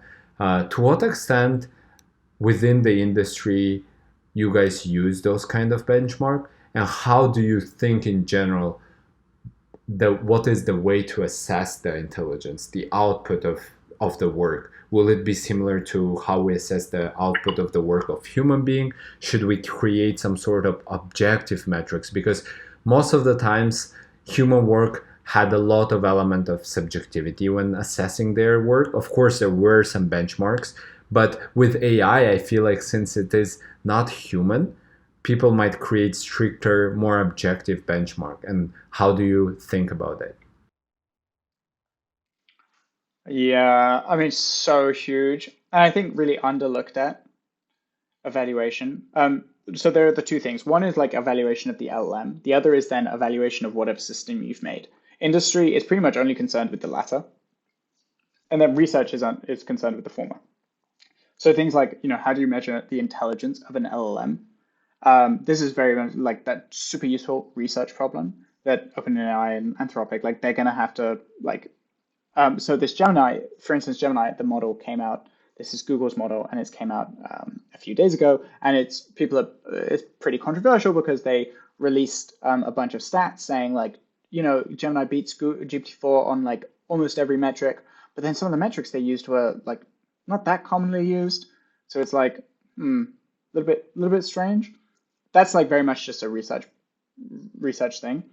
In industry, it is almost like, so first of all, industry, I think everyone's just going to use whatever model is the best, unless, with a couple of special cases, usually it's going to be whatever's best. Right now, that's GPT-4.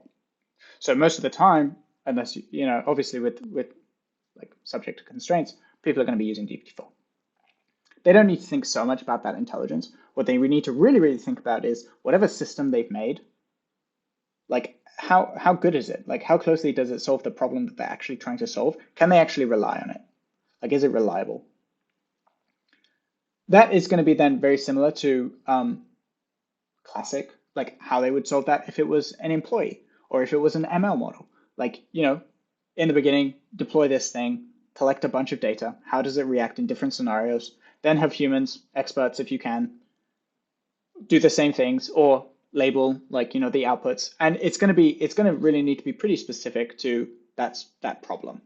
The same way how you can't, like people, I think it's a really good, a good example, for instance, is like computer vision models, where it's like there are common benchmarks that you'll use for evaluating like a generic like framework, like a generic architecture. But if you're trying to train a model, like you're really training it, you're doing it against your own data, you need to figure out how does it work for your specific problem that you've just trained for. And it's like a similar thing. And then, then it's kind of nice, right? Because it reduces to like classic software engineering. It's just like measure the thing, evaluate the thing. Does it work? And I think there's a real danger of people not doing that. There's a real danger of people being like, well, it sounds like a person, so I'm going to treat it like a person. But you actually, you can, but you really shouldn't. Interesting. Yeah. Why is that? Why you shouldn't treat it like a person? Right now, you shouldn't, because it's not as good as a person. Like if you put an intern in the room for 3 months and just tell them solve this problem, and you do it 100 times, they'll improve. They can't help but improve. You cannot help but like learn things and improve. With LLMs, with most systems that are getting set up right now, even if you have this concept of memory, there's no guarantee that it will improve. Like you need to be able to test it. But I think what's happening is people see that it looks like a person. They will try a few examples from that they're trying to solve. And they say, well, it solves those examples, so I guess it's good to go. And it's like, that's crazy. Like imagine if you did that for a CV model. Like you show up to your boss and they're like, what's its performance? And you're like, well, I tried it on a couple and it got it right. Like you'd be fired like immediately. but people are doing very similar things now with LLMs, but and like you can't. Like you must treat it like software. Like you can't just be like, well, I've tried it a couple times and it seems to work okay. Yeah, so creating some sort of continuous assessment framework, right? Rather than just like an assessment in the beginning. Yeah, even an assessment at all. Just do an assessment. Yeah, so I think we've touched base really on great topics so far, but like to dive into your personal experience, like what do you say, how do you really keep up with what's going on in this, like the whole era, right? So like there are a lot of things going on, like a lot of probably really significant things, and some of them like really just like kind of funny, and like some people just play with it and just for fun, right? So how do you really keep up with like everything that's happens in both, right, in the research and sort of like in the idea and like the philosophy of what's intelligence, what's emotions, like, and how do we differentiate those from people, and also in the industry, right? Like, because like, so yeah, that's the question. How do you really keep up with that? Yeah. From my perspective, like things that I need to be like up to date on is I need to be able to at least roughly like guess what's going to happen in the next like 3 to 6 months in the space. That means that, you know, I need to roughly understand, like, for instance, like a few months ago, everyone was talking about context window length. And it's like, you need to be able to understand context window length. What are the main pressures? Like, what is there a possibility that there are like new architectures or something could improve that and stuff like that? Like, you need to understand it to that degree. For me, that meant I had read some of the more basic papers on things on like, you know, attention and stuff, like basic papers on transformer architecture. Make sure you got the basics down. And then after that, I would really only read like the big papers, like papers that would like go around on X or whatever, like, you know, read that kind of stuff. That really trained my social media algorithms. I get great recommendations from Google's especially. So that meant then that I was then not too reliant on just like X, or for instance, like email, what do you call these email subscription things, email newsletters. I find some of them are like really, really good, where they just point you in interesting directions. But that being said, like obviously always follow it to source. There's like crazy amounts of misinformation right now. And like, I think most of it's just like people just, you know, churning out content, and it's like, it's fine, but it means that there's so much amount of misinformation. For instance, like everyone, when this Gemini thing came out, so Google released this video of Gemini. I don't know if you guys watched it, the Google Gemini demo video. And it's this cool video where they're like interacting with the model and stuff, like blah, blah, blah. And then like a few hours afterwards, like rumors started circulating, things of people being like, hey, apparently it's like actually fake. Like, you know, it doesn't actually work with video. And it was like, what? And if you search, Google released a blog post on how they made the video. Like they literally tell you exactly how the demo was made. And 3 days afterwards, I was still seeing things like unconfirmed rumors, blah, blah, blah. And it's like, it's literally, you know, like it's right there. So there's a lot of rubbish out there. And so always clicking through the paper, and honestly making sure that you've got the like working knowledge to be able to skim a paper. Like I think that's like a pretty big thing. That's actually not like a crazy low bar. Like you do need to be at least familiar enough. Luckily, most of the LLM papers, like especially these days, it's like I tried this small tweak in the architecture. I trained it for $100. I saw 5% improvement. It's like, wow, so you don't need like crazy, you don't need to be a mathematician or something, but I do think like that's kind of helpful. And then, yeah, once your algorithms are trained, it just feeds you, man. It just gives it to you. So that's really good advice, right? How to use social media. Like you really train it, like search for specific types of things that you really wanted to see in your feed, and like after a week or so, you'll probably get those. Yeah, dude, I actually think this is like such a huge thing is like sometimes I will click on a link even if I don't intend to read it, just because it's the type of content I want to see a bit more. And I've noticed it. It's crazy, you know, like if I can tell when I'm being lax or like when I'm being lazy, because suddenly my feed, like my YouTube or whatever, is going to start filling up with like food videos. And I'm like, oh man, I need to stop watching so much crap on YouTube. You know, it's like stuff like that, like actually being diligent about what you're watching online is pretty key. Because if you're tired and it's like whatever 10 p.m. and you go on YouTube and the first thing is like, oh, pretty interesting actually looking video about like ML, and you click on it, that's like so great. But if it's next to a food video, I personally will click on the food video. So if Google has learned, Ash really only clicks on ML videos. It's not gonna show me. It's not gonna give me the temptation. Yeah, yeah, and yeah, we really wanted to spend some time on to really brainstorm here, to sort of spend some time to talk to you about like what do you think, because you just mentioned that you're really trying to always think what's the big next thing would be in the next 3 or 6 months, right? And like, so let's really talk about what do you think, or like, and you guys also like, let's chip in and think about what could really be the next hype in the AI topic. So like we mentioned, like, okay, LLMs were really big when the ChatGPT really published their first version of chat, and then like now you're saying that agents really did that thing that really will be more useful in industry and sort of have a kind of significant impact. But like, what do you think, like, going forward, what would really be the fascinating surprise and like the hype in this area? Yeah. I mean, I'll go on the record right now. I think within the next 6 months, what ChatGPT did for NLP, vision models are now going to do for computer vision, where technically a lot of these use cases people are building right now was entirely possible 4 years ago. You just needed a NLP team and a couple of years and a lot of data, and now you can do it in an afternoon. And it's going to be the same thing with CV models, like multimodal models, like have arrived, and they're crazy cool, and they're so good, and it's this new build. So I do think next 6 months is going to be vision, but I don't know what you guys think. Mm-hmm. So vision, are you talking about the generation of videos or like processing and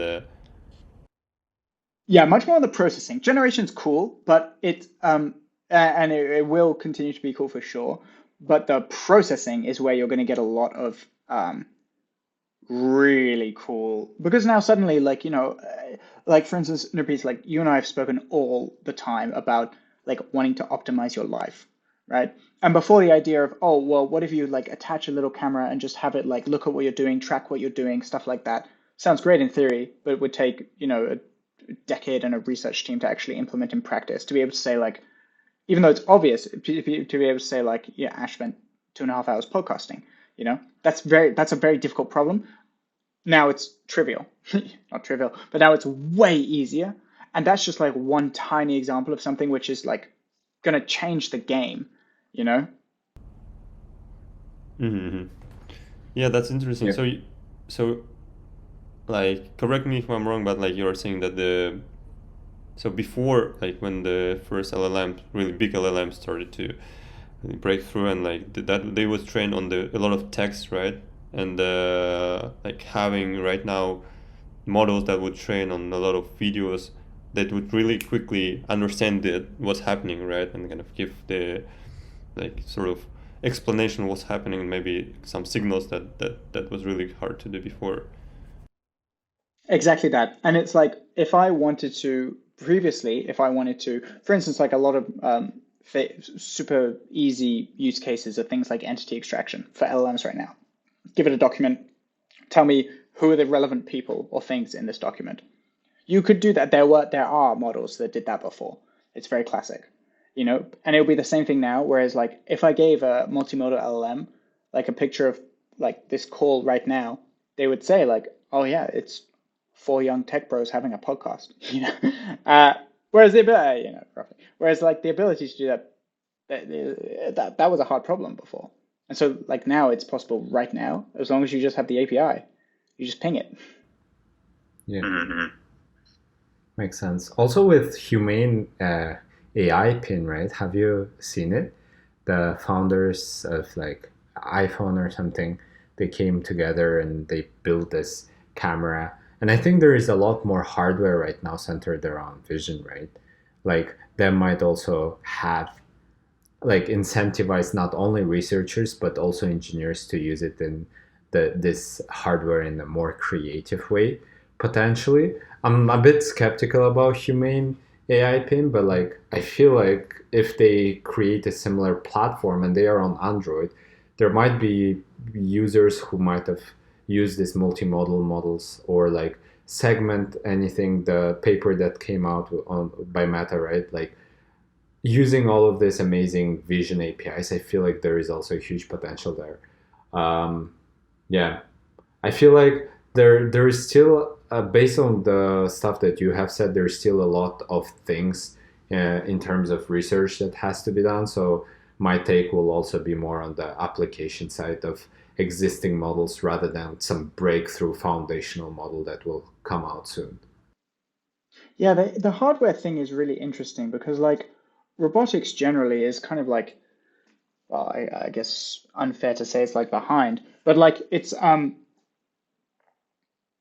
like we don't have right now. You can completely spoof a person, but you cannot completely spoof a person with robotics. You can just spoof their like the digital side of it. And I think that kind of gets to what you're talking about in your piece, where I think maybe the reason why, I'm sure it's just a really hard problem as well. But then it's hard to like play around with hardware. It's like not nearly as common as software because I think there's just that extra barrier to entry. And so if like we do have that kind of, I'm assuming at some point we'll need to have this mini robotics explosion. Like maybe it'll come from something like that, like the ability to play around. Yeah. And also, I was just thinking about that. Like when you talked about the agents, like basically the matter of tools that you provide, right? Like that's like really also important part of agents. Like which tools they do have access to, and so I'm really like wondering like if for some robotics company like Boston Dynamics really connects to agents and gives tools to like I don't know, really moving stuff and how really significant impact that would have, like in terms of combining those LLMs agents with really cool hardware, right? And another topic that really I was just thinking, like when you talked about vision, the progress in vision, and having like really LLMs progressing in computer vision, so then really kind of erases some friction in VR, right? AR VR side. So it's like now, because that's really seems like the biggest challenge. And once we have those like really big progress, significant jump in the computer vision, that will really open up a lot of opportunities in the VR, because like it's now already progressing, moving towards that kind of North Star of metaverse, but really having those systems that really understand what's happening around and like you would really could, I think, have sort of cool things happening on the VR, like combining those things, right? So those really cool things to try, like as you mentioned, really just trying out things and trying things out that would really probably lead us to something. I'm super excited. It's also like so dangerous, right? As soon as you have like VR, like complete immersion, you've got like pupil tracking your emotions, you've got real-time learning to like hyper optimize like how interested you are in a given thing that's just been generated for you. That's gonna be powerful. That's gonna be Yeah, it seems like there will be like right now even in AR, there is some kind of challenges with understanding what's the surroundings look like. I don't know what's the boundaries of the room.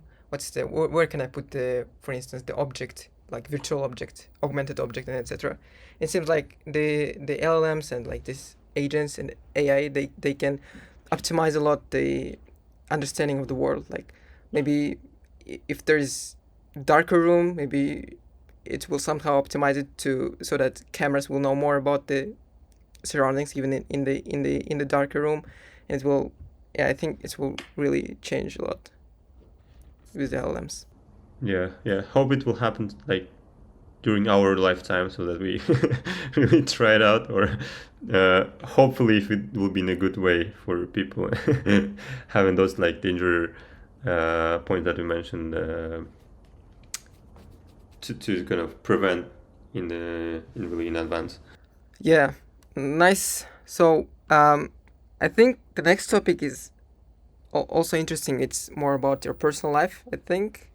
It's about the comfort zone and how you force yourself out of it. So given that you're in a good position, how do you think about forcing yourself outside of the comfort zone? How do you approach it? Do you actually want to force yourself outside of your comfort zone? Interesting. Like, I do think it's important I don't know, this concept of comfort zone, I'm not sure if it's so like completely relevant at the moment, where I think where I'm happiest, I'm going to be a little bit like unhappy if I'm, for instance, not solving a difficult problem. If today I'm not like solving hard problems, I'm going to be like less interested. If I'm not feeling like my work's impactful, then it's going to be like I'm not going to be as interested. And so, in some sense, but those things are like fundamentally difficult.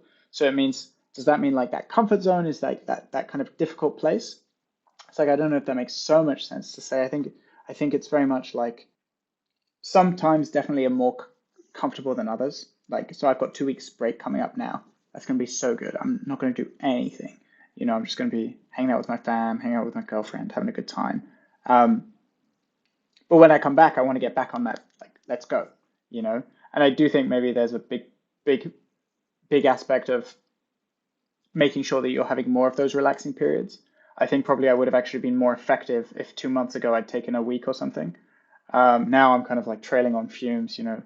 But so yeah, a lot around like discomfort, I suppose, is after a while. I think it's just like, what's the bigger discomfort, you know, feeling like grinding or feeling like you haven't like made the most of potential or something like that. Like that's very uncomfortable as well. You know, if you're feeling like not so good about yourself. That's in like the work aspect. In my relationship, though, there are so many. Then on the physical aspect, then of course, like you have to push yourself out of the comfort zone. That I think just have friends, you know, people like Nurpeace inspire you, push you to like push yourself harder and things like that. I also though think that it's great to have things in your life where you absolutely like don't. It should like it's not a source of discomfort at all. So for me, this is my relationship with my partner. Like this is not a source of like effort. Like it's something which like I should get joy from, but I should not really be seeing it as like a challenge or like something that I want to like even in the concept of like growth or overcoming. I think like these things happen naturally, and like that's great. Like any relationship will happen naturally, but I don't want to approach it the same way I approach my career of like I want to like grind and let's go. Like I don't want to like that doesn't make any sense for a relationship. And equally, like for a relationship, it's like that then becomes a really source of a lot of comfort and like security as well. It's like if I've got my relationship, I've got that kind of partnership. Work is a lot more manageable, you know. So the comfort zone is like a tricky thing, but I think like knowing what you're trying to push for and then just like pushing for it. For pretty generic advice, but I feel like that's what it is for me. So like in a sense, deciding which pockets of comfort you want in a world where mainly you're pushing yourself into a discomfort zone, right?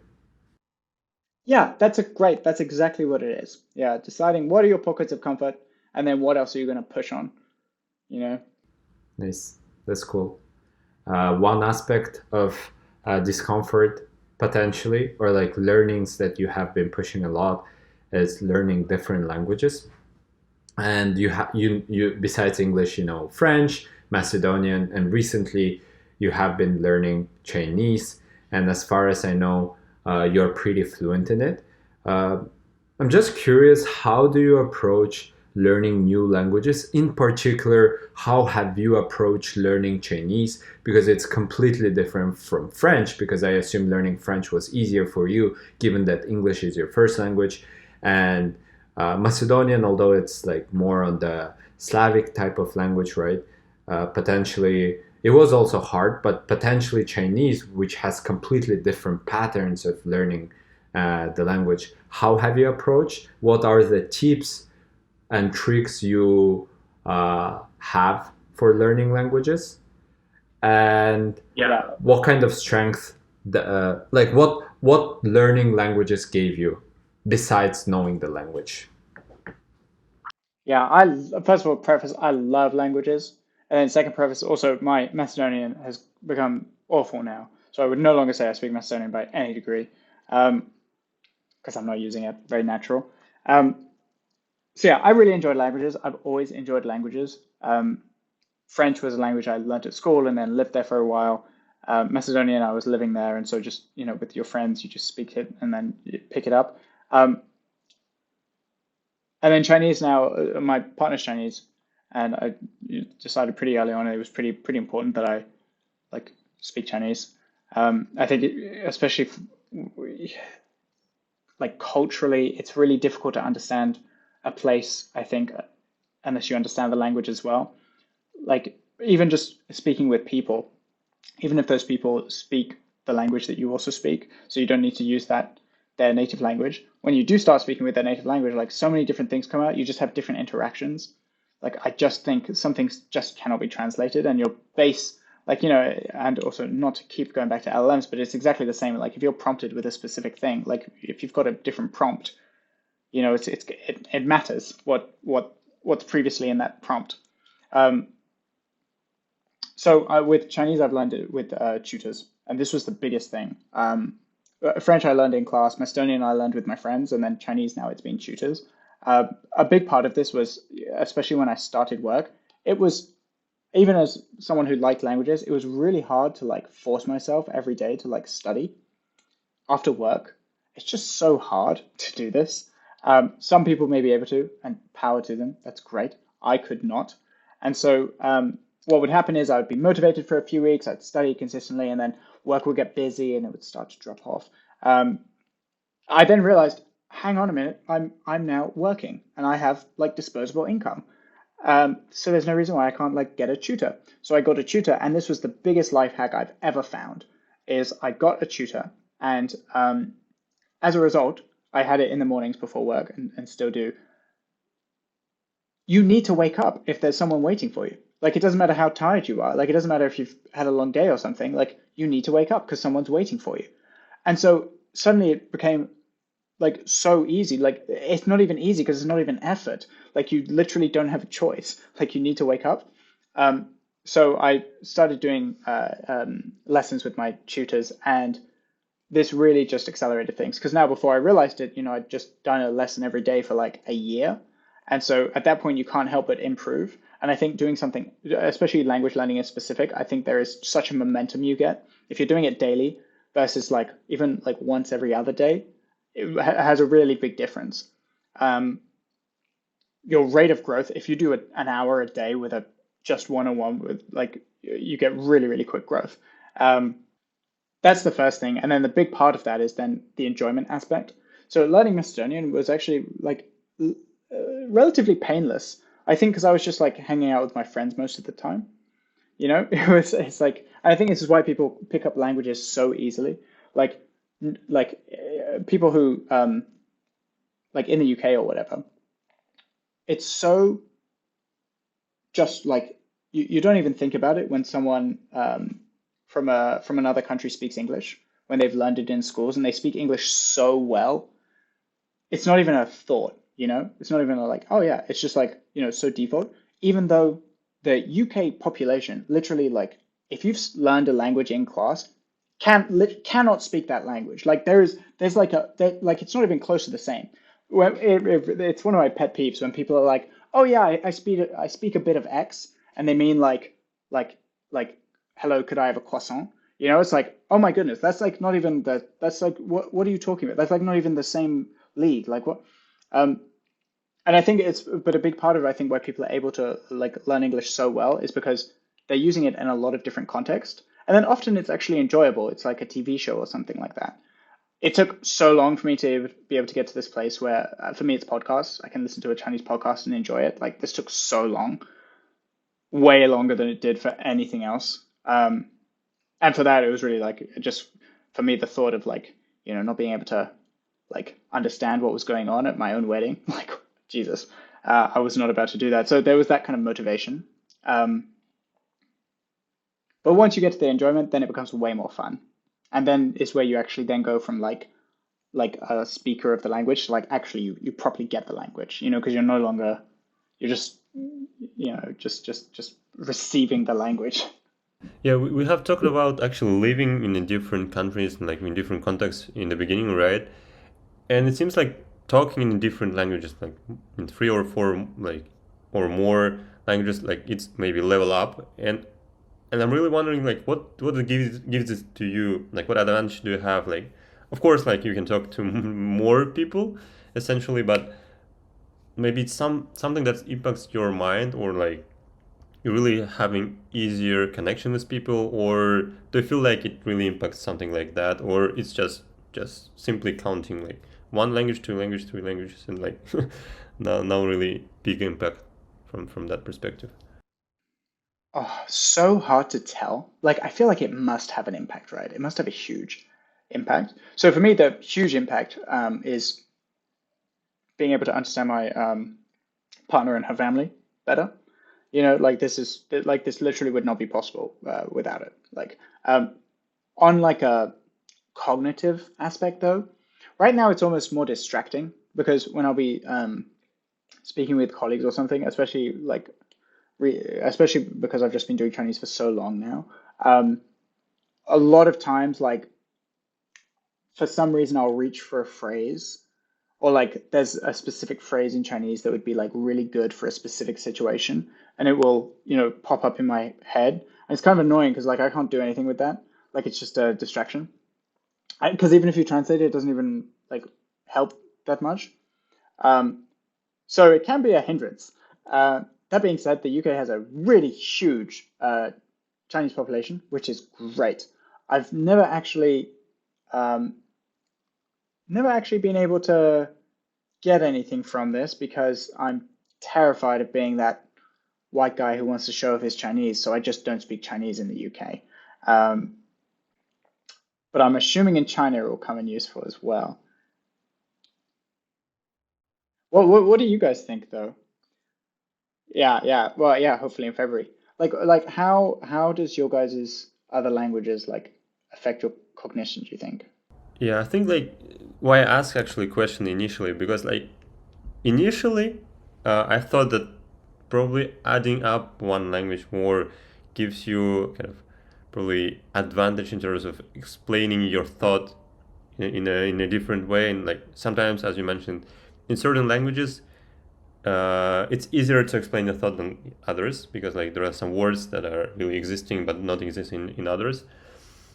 But from different perspective, I looked at that, and it seemed like once I really grow and then kind of improving my one language, the other one probably kind of sort of decreases in in quality or so, because like once you're getting better in one, you're having less sort of experiences and situations and sort of speaking in another one, right? So like I'm really wondering, how do you really keep up with being really good in all of those, or like it's better to be really great in one and others just like are secondary, and that sort of really impacts your kind of quality of life, I would say, because like that also depends in where you really wanted to stay, because as we really discussed initially, if you really, for example, if at some point you really want to come back to Kazakhstan, I don't know, and would it really make sense to really have a lot of emphasis in English and like really develop here once you really degrade in Kazakh or Russian, like I'm just thinking through like right now. So those thoughts are really coming. I'm really wondering, what's the best way to proceed? Like, do you really always need to watch, like like really distribute your shows in and series that you watch in different languages, so you're really keeping up with every one of them is on a certain basis, because it's good for you, right? Because you really have work and like life in UK, but you also have a partner talking Chinese, so like I think you are having almost similar kind of percentage of time in each of those, so like keeping up. But yeah, that's something I really was thinking about. Yeah, that's hard. That is so hard. I think it's a common problem, right? Especially when people like leave their native country, then they're like, after a couple of years, they're like, damn, my like X language is getting so bad. I think it's like super natural. I've also seen it. I've seen it myself. Like, I feel like I'm always making mistakes in English now, but it's just like doesn't matter. It's like once you're at a level, it's like okay, it's fine. Like I'll always do the same in Chinese. I'm sure I'll always make mistakes. Um, I think like once you can get to a specific level though, then it's great. Luckily we're in a field where you need to communicate, but like it's not like we're poets. Yeah. Although it depends on how you're writing your code. I don't know. I'm sure no piece's code is like poetry. Yeah, I actually agree with what Saddam has noticed, especially with the fact that one language gets worse. I think it's mainly because the way you think also changes. Because I noticed myself that I started thinking more and more English, which means I don't think in Kazakh or Russian. And I think being proactive about having a space where you actually practice, and podcast is a good space for me, at least to practice Russian and Kazakh sometimes, because like it would be weird to mix English within it, And the same thing with English, the way I think we got really good is just by the fact that people don't really understand your other two native languages, right? So there is no excuse. And I think that's the problem that I notice whenever people want to become very fluent in Kazakh in Kazakhstan. It's harder because people understand both Russian and Kazakh, right? Which is why they're like, oh, okay, I would just use Russian language because people will understand rather than like keeping Kazakh pure in a sense. Yeah. Yeah, that's hard. And like may only get more and more like maybe. It may only get more and more common with English, but then on the other hand now, like I think previously the effort to translate something was pretty high. Like you needed to actually translate something nicely. It was actually pretty high. So it was genuinely like if you want to read like the best in like whatever sci-fi fantasy, very easy to like relatively easy to learn English and then just read the books rather than like translate every book to your native language. Whereas like that is rapidly not going to be the case.